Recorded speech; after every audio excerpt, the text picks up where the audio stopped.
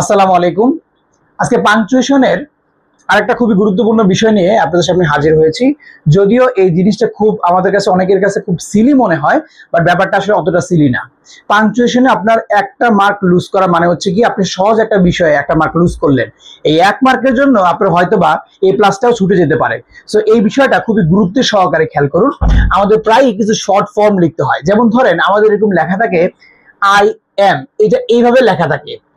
So এইটার অ্যান্সারটা হবে, আপনাকে করতে হবে কি, আয়ের পরে একটা কমা দিতে হবে, এরপরে হবে এম। বাট জিনিসটা আসছে কোত্থেকে? আসলে এটা এরকম ছিল না, এটা ছিল হচ্ছে এই পুরো লাইনটা ছিল এরকম আই এম। সো এইটাকে সংক্ষেপে ওরা লিখে দেয় কোশ্চেনের মধ্যে, আয়ের পরে এই ওয়ার্ডটা না লিখে সরাসরি এম লিখে দেয়। আপনি শুধু এটাই মনে রাখবেন, যে ওয়ার্ডটা ওরা, যে লেটারটা ওরা স্কিপ করেছে, ওই লেটারের যে স্কিপ করা যে লেটারটা, ওইখানে জাস্ট খালি একটা কমা দিয়ে দিবেন, তাহলে হয়ে যাবে। যেমন ধরেন আরেকটা দেখেন যে উইথ, তো এটা আসলে ওয়ার্ডটা ছিল উই হ্যাভ, এইটাকে সংক্ষেপে ভেবে লিখেছে। তো যেগুলোতে এই এইচটা বাদ পড়েছে এইচে, তাহলে এইখানে আমার একটা কমা দিতে হবে। সো এটা হচ্ছে এটার নিয়ম। আরেকটা দেখুন, যেমন ইউ আর, আসলে এটা যদি আমরা ভেঙে লিখি তাহলে ব্যাপারটা হয় এরকম ইউ এবং আর। তাহলে এখান থেকে কোন লেটারটা বাদ গেল? এখানে এই লেটারটা বাদ গেল।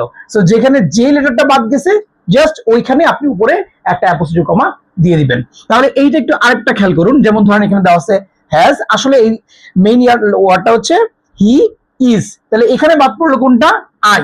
সো আমাদের এখানে এই আয়ের উপরেই তাহলে কি দিতে হবে, যেখানে যেটা বাদ পড়ছে ওইখানে জাস্ট খালি কমাটা দিয়ে দিতে হবে। ফাইনালি দেখুন, এটা আসলে ছিল হচ্ছে আই উইল এর সংক্ষিপ্ত রূপ। সো এটা হচ্ছে মেইন আই উইল, তাহলে এখানে বাদ পড়লো কোনটা? এ ডাব্লিউটা বাদ পড়েছে, যেটা বাদ পড়েছে ওইখানে কমা দিতে হবে।